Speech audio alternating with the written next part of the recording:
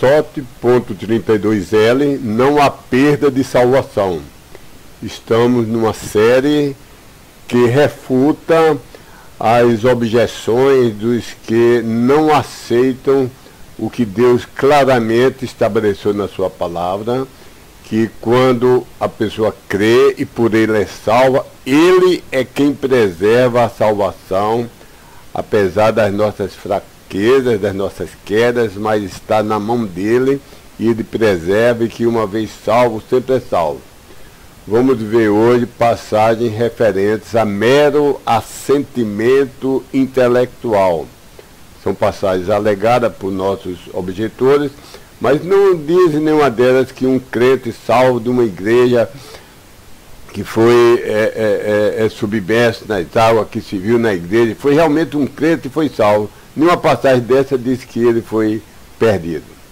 Vamos estudar Mateus 13, de 1 a 23, Marcos 4, 13 a 20, Lucas 11, 24 a 28 e João 6, 66. De mais de 114 versos claros e explícitos, nós já provamos que, ao menos aos verdadeiros crentes dessa dispensação de igrejas locais plenamente estabelecidas, não as igrejas em transição dos evangelhos e de Atos, mas as igrejas plenamente estabelecidas, constituídas exclusivamente, quase exclusivamente de gentios convertidos, a nós Deus garantiu que, uma vez salvo, sempre salvo, preservado pelo poder e fidelidade de Deus, mesmo que na terra fraquejemos e sejamos disciplinados. Queremos fazer somente o bem, mas nossa carne às vezes falha. E mesmo que no céu percamos galardões, Deus é quem preservou e deu a sua palavra que preservaria a nossa salvação. Agora refutaremos tentativa de objeções que dizem que a pessoa pode ser salvo, perder a salvação, aí se converter de novo, ser salvo, perder de novo, ser salvo, perder de novo. Vamos refutar alegações em volta de Mateus 13, 1 a 23, que é a mesma coisa de Marcos 4, 13 a 20, Lucas 11, 24 a 28 e João 6, 66. Essas passagens estão no grupo de capítulos da Bíblia, de Mateus a Atos e de Hebreus a Judas, que são para igrejas em transição e também mistas, de novos professantes de origem gentílica e de origem judaica, majoritariamente constituída de judeus, os quais formam uma mistura, A, dos judeus realmente salvos e convertidos, e B, dos judeus que estão no vestíbulo, quase entrados na bênção de somente pela graça, só pela fé, mas ainda agarrados à lei e ao judaísmo. Estão numa transição, estão a caminho da salvação, mas não estão salvos. Estão vendo a salvação, mas não entraram na salvação. Por isso precisamos examinar muito bem o contexto de cada passagem desses livros que eu falei, para distinguir se cada passagem fala para judeus convertidos ou para judeus ainda no umbral, no limiar da salvação. Se uma passagem se referir aos judeus ainda sob o limiar de salvação, então tal escritura não tem que se aplicar a nós, da atual dispensação de assembleias locais plenamente estabelecida, não em transição, de convertidos gentios. Veremos que as 4 passagens de hoje referem-se a pessoas que aprenderam muito e conhecem muito sobre o Cristo nos seus intelectos. Não discordam nem brigam contra nada que a Bíblia ensina acerca do Cristo, mas nunca realmente creram no coração. Então tem Cristo somente na mente, no intelecto, mas não no coração, em todo o seu ser, em toda a sua alma e seu espírito. Ele não tem ainda. Não recebeu de coração. A primeira e a segunda passagem são Mateus 13, de 1 a 23, que isso é igual a Marcos 4, de 13 a 20, é a parábola da semente dos 4 solos. Vou ler só os versos principais. Mateus 13, verso 3, e diz: E ele, esse é Jesus, lhes falou muitas coisas em parábolas, dizendo: Eis que saiu o semeador a semear. E no seu semear, em verdade, parte caiu à beira do caminho, e vieram as aves e as devoraram. E outra parte caiu sobre locais pedregosos, onde não havia terra bastante, e logo voltou para cima, por não ter profundidade de terra. Em um sol, porém, havendo-se erguido, ela foi superficialmente queimada, e por não ter raiz, foi murchada. Deixa-me repetir, foi superficialmente queimada e por não ter raiz foi murchada. E parte de outras caiu entre os espinhos e cresceram os espinhos e as sufocaram. Parte de outras, porém, caiu sobre a terra, a boa, e dava fruto, uma semente em verdade a 100, outro a 60 e outra a 30. Vou saltar agora para Mateus 18, 23, onde Cristo dá a explicação. Diz assim: vós, pois, dai ouvidos à parábola do semeador. Verso 19. Todo aquele que está ouvindo a palavra do reinar e não a entendendo, por isso que nós evangelizarmos, temos que ser bem claros e termos certeza e repetirmos e nos certificarmos que a pessoa está entendendo. Então, repetindo aqui, todo aquele que está ouvindo a palavra do reinar e não a entendendo, vê o maligno e arrebata para longe aquilo tendo sido semeado no seu coração. Este é aquele havendo recebido semeação à beira do caminho. Verso 20. Aquele, porém, sobre locais pedregosos havendo recebido semeação, este é aquele que a palavra está dando ouvidos e logo com alegria está recebendo. Não tem, porém, raiz em si mesmo, em si próprio, aliás, mas de pouca duração é. Havendo, porém, chegado a angústia, a perseguição por causa de a palavra, logo ele é escandalizado. Verso 22. Então já falou sobre dois versos, dois solos, vai falar sobre o terceiro. E aquele entre os espinhos havendo recebido semeação, este é aquele que a palavra está dando ouvidos, mas os cuidados deste mundo e a sedução da riqueza sufocam a palavra e improdutiva ela se torna. Verso 23, o quarto solo. Aquele, porém, sob a boa terra havendo recebido semeação, este é o que a palavra está dando ouvidos e compreendendo, e em verdade dá fruto.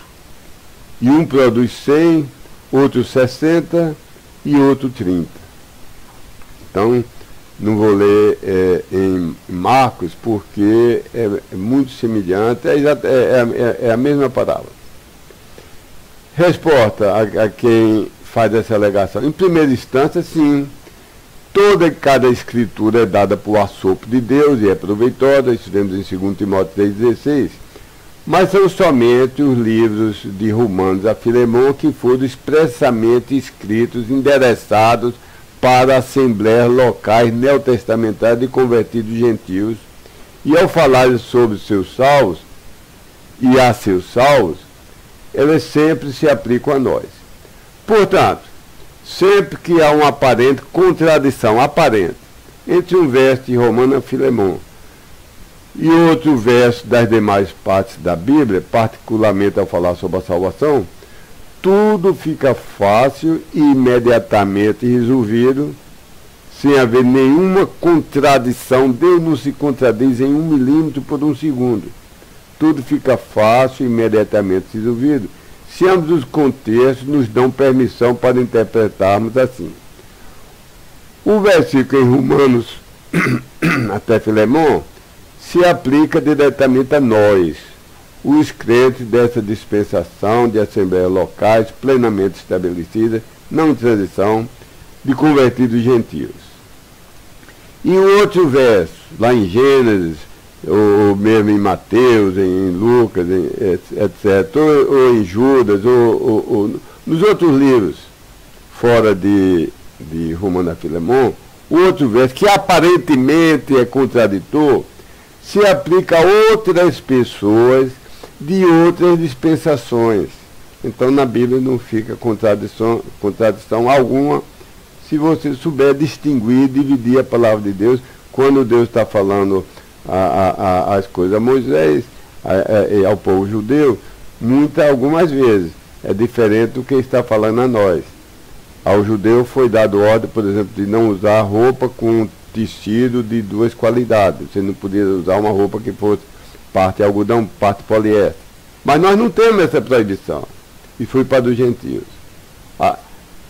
Então, há diferenças que precisamos notar. Essa passagem que você me trouxe é de um livro e capítulo, aliás, 2 livros, Mateus e Lucas, escrito para igrejas em transição.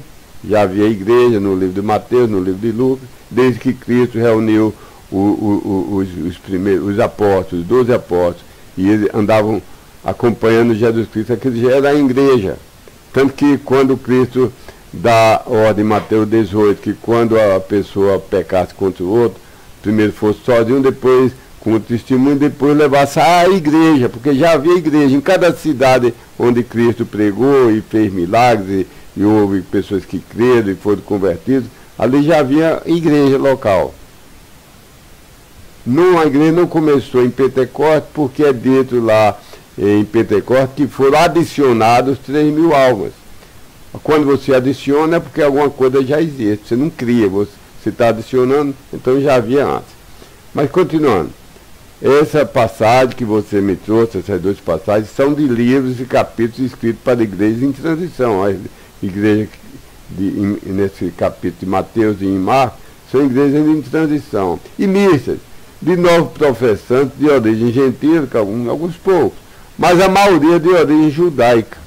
Judeus que formam uma mistura dos realmente salvos com aqueles que estão somente interessados, bem dispostos, estão atraídos, estão na quase graça, estão quase exercendo a fé bíblica, mas ainda estão agarrados à lei, ainda não tomaram a decisão, não largaram o judaísmo e no passado realmente ao cristianismo pleno e bem estabelecido. As suas 2 passagens falam a judeus e sobre judeus que estão no limiar da salvação. Portanto, não se aplicam a nós da atual dispensação de assembleias locais plenamente estabelecidas, não em transição de convertidos gentios. Portanto, tais alegações que você fez, que Deus pode tirar a salvação de quem deu hoje, em 2019, a pessoa pode ser salvo, perder a salvação, salvo de novo, perde de novo a salvação, perde... Essa sua alegação não se aplica. Não merece sequer começar a ser considerada, porque é para outra situação. Pense bem e entenderá como isso obedece à lógica. Não podemos, nem precisamos, nem iremos continuar. Não merece, porque se aplica a outro povo em outra dispensação. Eu poderia encerrar minha resposta por aqui. Mas, em segunda instância, eu posso lhe escrever mais de 114 versículos, onde o próprio Deus fez escrever explicitamente. Do lado da condição única da sua regra quanto à salvação, Deus explicitamente usou a palavra crê tu, recebe tu, se creres e confessares, se te arrependeres e creres. E do lado do resultado infalível, da consequência garantida, Deus fez escrever explicitamente palavras como terás vida eterna, vida que dura para sempre, não entrarás em condenação, nunca perecerás, serás preservado, nenhum ser criado poderá nos separar para longe do amor de Deus. 2 exemplos, João 5,24, em verdade vos digo, que quem está dando ouvidos à minha palavra e está crendo para dentro daquele havendo-me enviado, já tem a vida eterna, e para dentro de condenação não vem, mas já tem passado proveniente de dentro da morte para dentro da vida. E João 10, 28 e 29 diz, e dou-lhes a vida eterna e nunca hão de perecer, e ninguém as arrebatará da minha mão. 29, meu Pai que mais deu é maior do que todos, e ninguém pode arrebatá-la da mão do meu Pai. Pode ser mais claro do que isso? Pode alguém sonhar, imaginar que isso não está claro e exigir ser mais claro do que isso, que Deus dá e a vida é eterna? Em que dicionário, em que mundo você vive, onde é eterna, agora vive vida condicional, transitória, que pode ser perdida. Agora, para você provar, o ônus é seu. Para você provar o contrário disso, que você está dizendo que Deus se contradiz, que Deus mentiu, que Deus fala, que Deus prometeu isso, mas não cumpre. Então o ônus é você de mostrar pelo menos uma passagem diretamente referente aos salvos em Romanos, pode ter preferência entre Romanos e Filemon, uma passagem que explicitamente tem a mesma condição, crê tu, recebe tu, mas tem a negação da conclusão acima. Você tem que achar uma passagem, crê tu e será salvo por enquanto na condição de perseverar até o fim, e não perseverar até o fim, tchau, você vai para o inferno eterno. Enquanto uma passagem dessa, ninguém consegue encontrar. Decididamente, essas suas duas passagens alegadas não fazem isso, não fazem. Encerremos então essas duas passagens, porque elas não são a exceção que você quer encontrar. Eu oro muito que você, inimigo da salvação garantida, você deixe de ser inimigo de Deus e venha a crer nas 114 passagens que mencionei e seja salvo. Porque se você está em dúvida por falta de instrução, eu ainda dou o benefício da dúvida. Posso acreditar que você é salvo, somente não está bem instruído. Mas se você é instruído, se você leu essas 114 passagens e teme, diz, é mentira, ou Deus está louco, ele não vai preservar a salvação de ninguém porque eu não quero. Então você não é um salvo. E poderíamos terminar novamente aqui. Uma explicação adicional que eu só darei depois de você crer e ter recebido a capacidade de entender é a seguinte, vou dividir em duas partes. Wilmington, onde eu baseio 50% do que estou falando nessa série, escreveu: alguns têm erroneamente concluído que todos os 4 indivíduos, aqui representados por 4 diferentes tipos de solo, eram originalmente salvos. Mas, diz o Wilmington, somente um reteve essa salvação. Todavia, fala o Wilmington, um pouco de lógica mostrará o erro dessa posição. Porventura a Bíblia ensina que cada pessoa que ouve o Evangelho será salva? Não. Além disso, a Escritura ensina que uma pessoa não pode ser salva sem, consequentemente, mostrar algum tipo de fruto, mesmo que pequeno. São palavras de Wilmington. Ele está dizendo que só é salvo se mostrar alguma coisa indefinida, tipo de fruto, mesmo pequeno. Então, termino aqui a citação de Wilmington e agora faço minhas notas.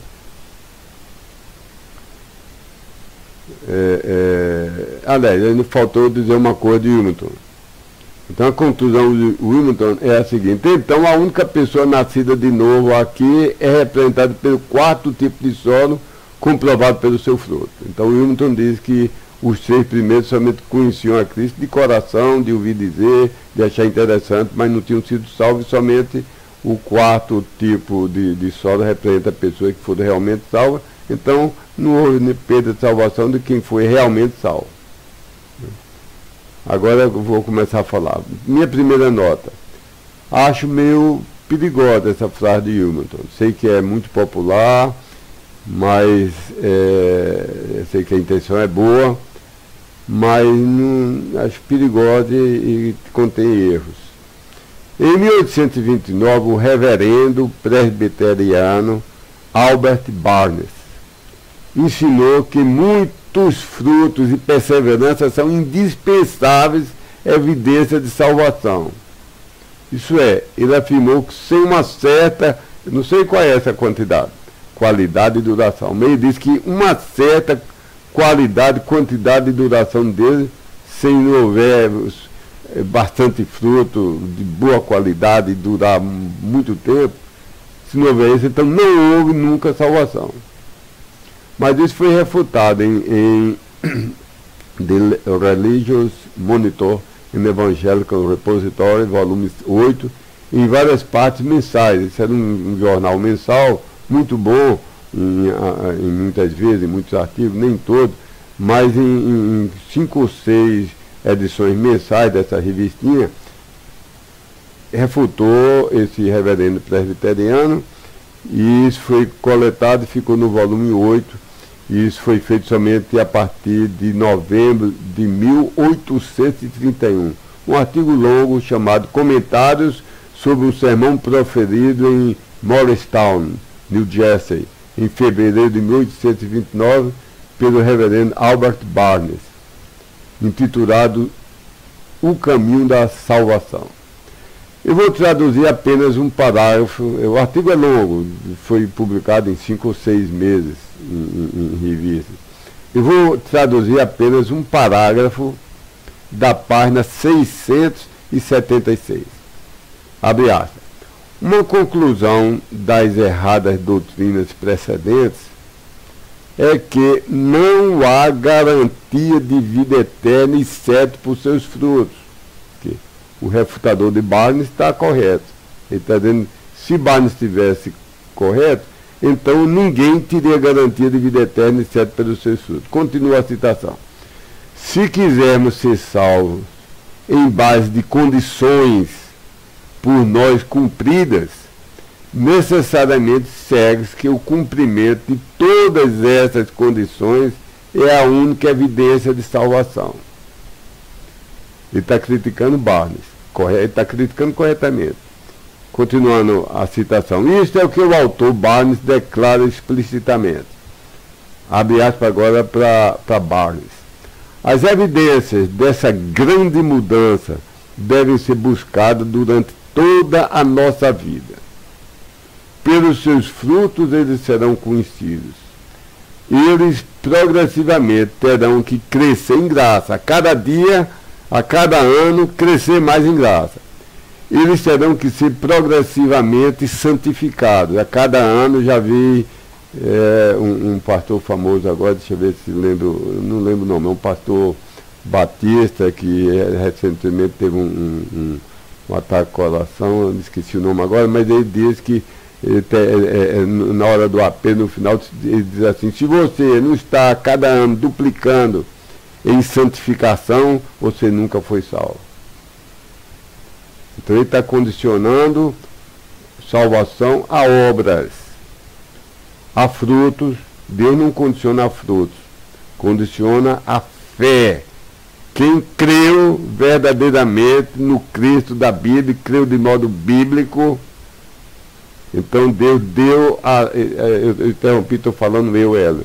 Deus diz na Bíblia que deu vida eterna. Volta à citação. O Barnes diz, eles e somente eles, que quem progride, cada ano duplica na santificação, Barnes diz, eles e somente eles têm evidência dessa mudança, dois pontos, aqueles que morreram para o pecado e vivem para a justiça, etc. Volto a citar o refutador de Barnes. E entre as evidências que são essenciais está a perseverança até o fim, porque Barnes disse também, eles e somente eles têm evidência dessa mudança. Aqueles que perseveram até o fim. Eu não sei que... É presbiteriano e calvinista, está explicando, está defendendo a mesma coisa do arminiano, que se não perseverar é porque não foi salvo. Então depende das obras da pessoa. Saiu de depender de Deus, na fidelidade de Deus, para depender na minha fidelidade. Eu sou infiel e fraco. Continuando a citação do refutador de Barnes. Se houver qualquer conforto, se houvesse qualquer conforto ou vantagem na doutrina de perseverança que o autor, o Barnes, profeta CFA, é reduzida a nada por essa doutrina de condições, visto que, de acordo com acima, nenhum homem jamais poderá ter a evidência de que está em um estado de graça salvadora, até que tenha estado nesse estado até o fim. Essa doutrina não deve ser considerada como como meramente tolerável, uma falha inofensiva de descuido. Mas essa doutrina deve ser considerada como a inata, inevitável consequência da doutrina de condições. Se você só está salvo se na sua vida, depois que você creu, você cumpre certas condições, isso é salvação por obras. Pode enfeitar e arrodear e dizer tudo que quiser, mas não pode negar o óbvio. Se depende de condições da salvação por obras. Vou continuar a citação. Aqueles que se apegam a elas, à existência de tais condições, devem considerar que a perseverança está entre as condições necessárias, visto que está inculcada com a mesma aparência de condicionalidade, tal como a fé. A fé, Barnes diz que é uma condição, ele está certo. O arrependimento, ele está certo, que a fé e o arrependimento vêm juntos, são duas faces da mesma moeda. A conversão é fé amalgamada com arrependimento. Se eu creio em Deus e ele diz que eu sou pecador, eu creio que sou pecador. Se ele diz que pecador é uma coisa horrenda, uma ofensa horrenda a Deus, eu choro de ter ofendido a Deus. Arrependimento não é você prometer, eu prometo, por minha força vou mudar. É você desejar que Deus lhe mude. Volta à citação. Uma vez que ninguém tem motivos para acreditar que ele será salvo, segundo Barnes, exceto com base no cumprimento final de todas essas condições, ninguém pode ter base para acreditar que ele está no estado de ter recebido a eterna graça e acreditar que ele será salvo, até que ele tenha cumprido essas condições de perseverança até o fim. Esse refutador de Barnes escreveu muito bem, refutando essa doutrina maluca, diabólica, que não é da Bíblia, e a perseverança, a preservação da salvação depende da minha fidelidade. Eu quero não pecar, mas não consigo. Eu quero amar a Deus de modo máximo, mas não consigo. Eu sou infiel, mas Deus é fiel. Ele prometeu e ele cumpre. Outra nota de Ed, eu acho melhor a seguinte explicação. O primeiro solo, realmente, aquele da beira do caminho, representa quem nunca realmente nasceu espiritualmente. Porque diz que a semente caiu, digamos que é uma estrada, e tem essas estradas romanas eram feitas de pedra, porque eram sempre transitáveis por cavalo puxando carroça. Ao lado é da terra dura ou pedra. Pensa numa estrada hoje de asfalto. E a semente semeada caiu numa estrada de asfalto. Não nasce. E vem os passarinhos e comem imediatamente. Eu já semeei. Minha mãe tinha um pequeno roçado. E eu pequeno ajudava, tinha um homem que tinha mais força e plantava. E nós fazíamos as covas e lançávamos as sementes. Eu acho que eram 3 grãos de milho e 2 de feijão. Feijão macaça. Mas tínhamos que ter cuidado, que já vinham passarinhos atrás, eu acho que eram pardais, comendo aquelas sementes. Então tinha que lançar em 10 covas, depois vir rapidamente com o pé e botar terra em cima da cova, senão o passarinho vinha e comia. Então a semente que o passarinho veio e engoliu, colocou no seu estômago, ela nunca nasceu. Então, são pessoas que apenas intelectualmente acharam plausível e muito atraente o Evangelho, mas sem real aceitação do coração. Eu concordo. Todos nesse primeiro solo concordam que não houve salvação verdadeira. Agora, quanto ao segundo e o terceiro solo, o segundo é o solo de locais pedregosos, e o terceiro é o solo cheio de espinhos. Note que as sementes nasceram em ambos. Portanto, talvez esses solos representem pessoas que nasceram espiritualmente, mas não produziram frutos como esperado. Uma semente não produziu por não ter profundidade. A pessoa foi realmente salva, mas nunca foi um crente tão dedicado a Deus quanto devia, porque não tinha profundidade. E outra semente não produziu por ser ensombrada pelos cuidados da vida. Só realmente foi salvo, até se viu a Deus há alguns meses, há alguns anos. Depois foi deslumbrado, casou e procurou ser o homem mais rico da rua, depois o mais rico da cidade, ou o mais sábio, ou escrever livros, ou ser o melhor professor, o maior cientista, ou ter o carro mais famoso, ou ser o melhor atleta, ou ter o melhor físico da cidade. E com essas besteiras ele foi, não produziu fruto, ficou estéril. Agora, seja com vida abreviada, porque por falta de bastante umidade e por sombreamento, a vida daquela plantinha ela vai ficar murcha, encrestada pelo sol, ensombrada pelas ervas daninhas que cresceram e fizeram sombra. Então, seja com vida abreviada ou atrofiada, essas sementes tiveram vida, nasceram, só que não produziram frutos como deviam.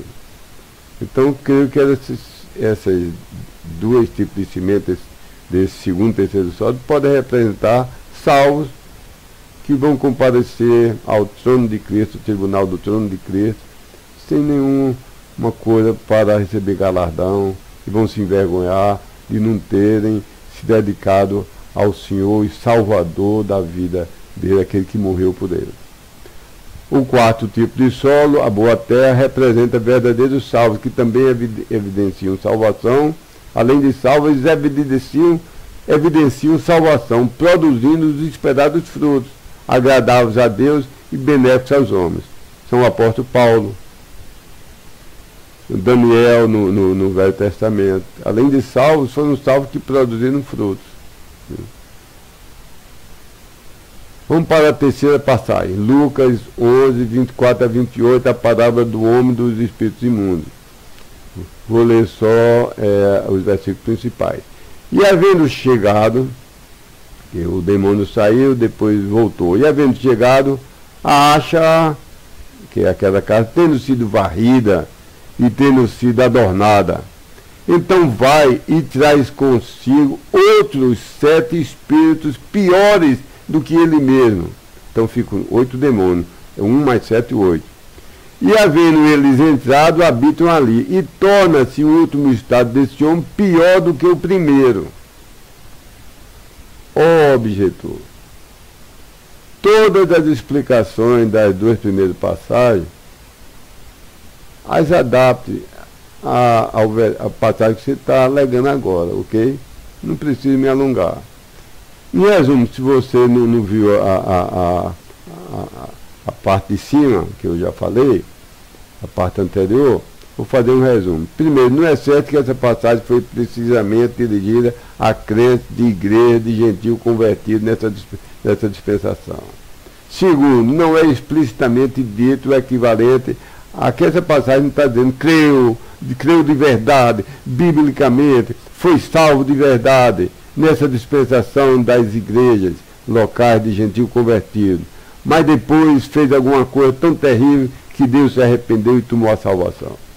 Não está dizendo isso. Não está dizendo foi salvo, mas foi possuído por demônio. O demônio saiu, depois trouxe mais 7. Não está dizendo isso. Não está dizendo que isso é um salvo. E terceiro, uma vez que em 114 versos que se aplicam a essa dispensação, Deus explicitamente afirma que todo que crê já tem agora a vida e ela é eterna, é para sempre. Então, ele não é louco, nem mentiroso, que se contradiz, nem fraco, que fracassa. Porque só tem essas 3 possibilidades de ter prometido uma coisa que não vai ocorrer. De ter prometido dar uma vida que é eterna e no fim a vida ser condicional, ser temporária e ser perdível. As 3 condições são essas. Ele é louco, prometeu uma loucura, ou ele é mentiroso, ou ele é fraco, quis preservar a salvação e não conseguiu. Então, tem 114 passagens que eu lhe dei que mostram que ele fez o contrário. Ele deu e prometeu e cumpre e preserva a vida é eterna e jamais pode ser perdida mesmo por nossa... Nós temos que ser disciplinados, severamente disciplinados. Perder a vida, ver problemas na sua vida profissional, na sua saúde, na sua família, Deus disciplina. Mas ele não tira a salvação.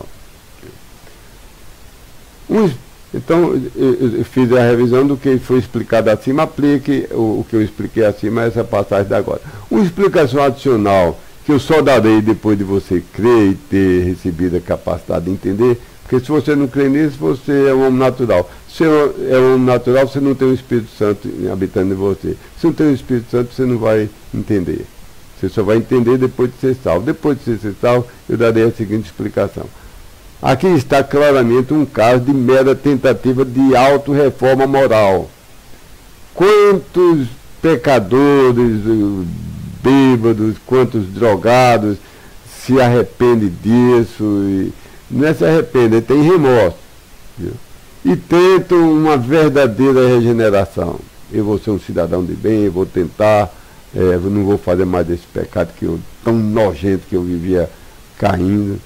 Eles tentam, geralmente fracassam. Se não for salvo, não consegue se livrar daquele pecado que escravizava. Cai de novo. Ou então entra no outro pecado. Ou então se afasta mais de Deus. O Alcoólicos Anônimos é uma coisa enganadora. Porque é uma religião. Sabe? E afasta de Deus. Fala num ser superior, não importa se você é budista, se você é muçulmano, se você é católico, você tem um ser superior, então, tem uma série imita quase uma igreja.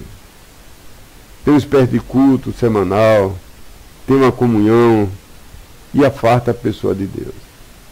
E é pior a pessoa deixar de beber, mas se afastar de Deus, do que morrer bêbado. Não há mais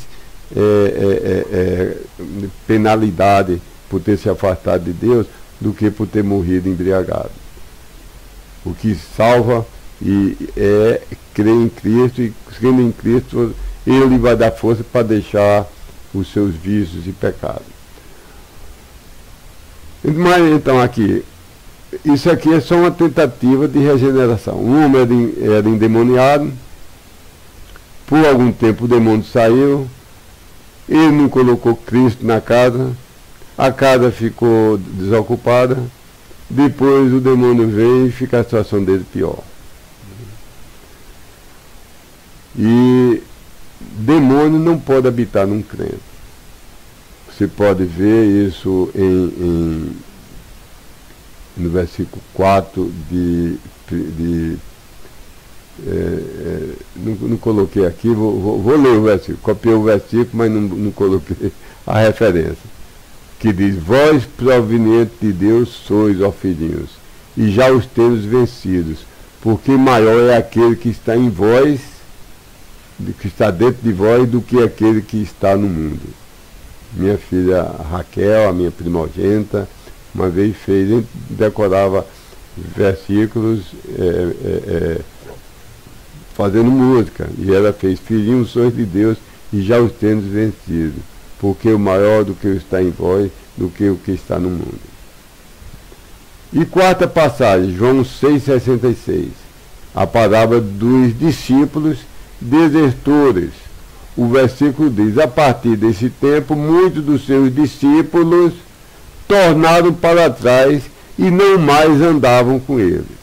Então diria a mesma coisa, objetor, aplique as coisas que nós já vimos lá na primeira e segunda passagem, que se aplicam às explicações dadas, mutatis mutandis, mudando o devido, se aplicam e explicam perfeitamente essa passagem que você agora está alegando.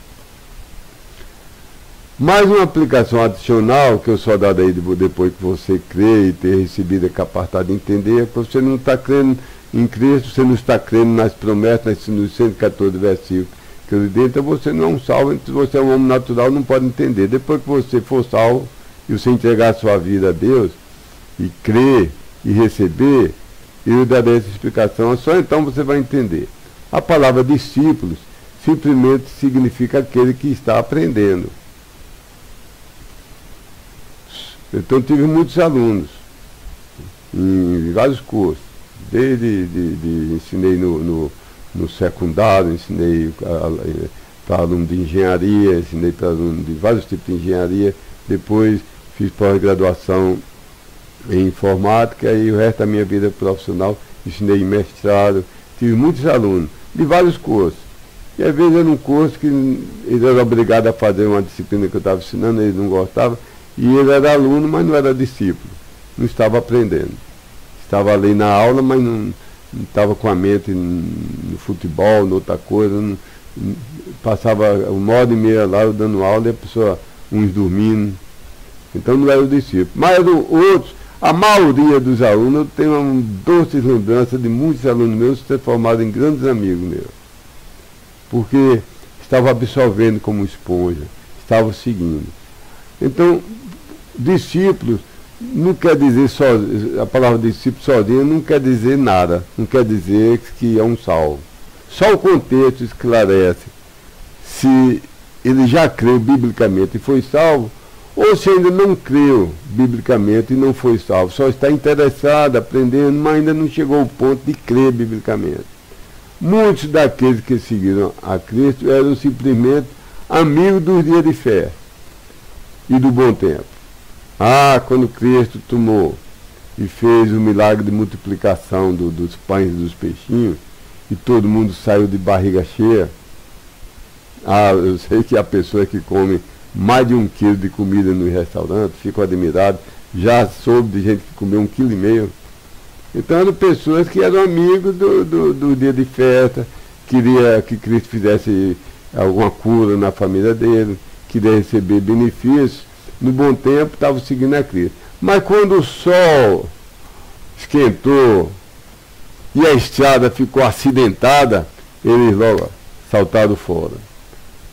Por algum tempo eles podem ter professado, pronunciado só de lábios salvação, mas sem nunca realmente a ter possuído. Professar é diferente de possuir. Em igreja, mesmo batista, mesmo a melhor igreja que você possa pensar, há professos e há salvos. Há pessoas que somente estão interessados e procurando uma novidade, ou procurando uma mudança de vida, ou procurando uma namorada, ou não sei. Já vi pastor abandonar a fé. Já vi crente, essa semana, ontem, uma pessoa que durante muito tempo foi membro de uma igreja. Agora inventou de ser judeu e fez a circuncisão e está querendo morar em Israel.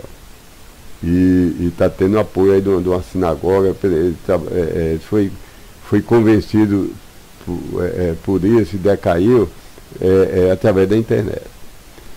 Veja também João 2, 23 a 25 e 12, 42 e 43. A primeira parte diz: muitos creram para dentro do seu nome, estando vendo os seus sinais que ele fazia, mas ele mesmo, Jesus, não confiava si mesmo a eles, em razão de conhecer todos os homens.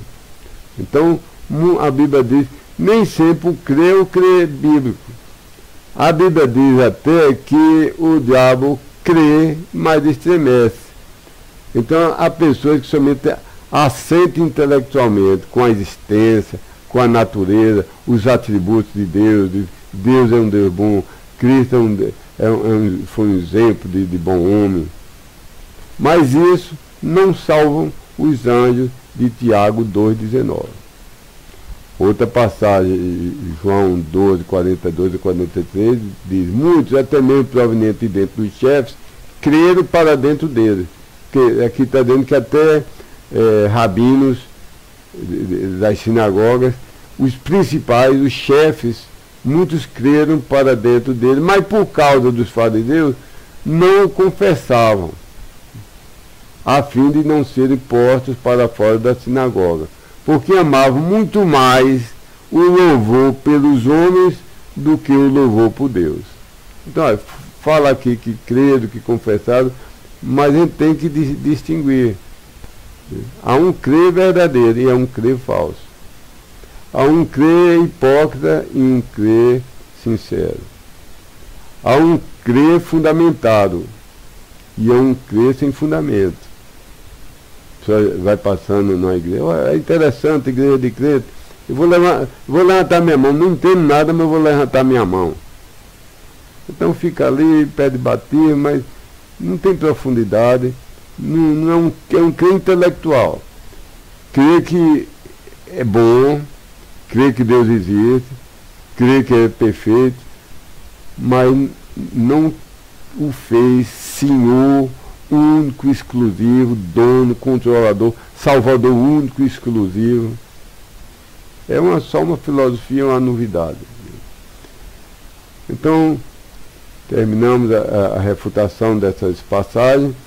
Não quer você se humilhar, se arrepender, pedir perdão a Deus por nunca ter crido nos 14 versos que eu citei de cor, nos 114 que eu lhe dei por escrito, onde Deus faz a promessa de salvação eterna, incondicional. Depois de crer verdadeiramente, a vida é dada, é a vida eterna, sem condições. Não quer você crer? Não quer você agora mesmo recolher-se alguns instantes, ir para um local tranquilo, pensar bem, examinar-se, reconhecer e arrepender-se da sua natureza pecaminosa e depositar a sua fé do tipo, do modo bíblico, no Cristo, o Cristo da Bíblia, não no falso Cristo. Recebê-lo como Salvador único, todo suficiente, completo, exclusivo, como seu Senhor, seu dono, seu possuidor, seu controlador, o Deus Altíssimo, o Deus Onipotente, o Deus Criador de todas as coisas, o Deus que dá a salvação de forma que Ele vai preservar infalivelmente e dessa salvação a todos os que creram biblicamente. Vou orar por você, meu amigo. Deus lhe abençoe.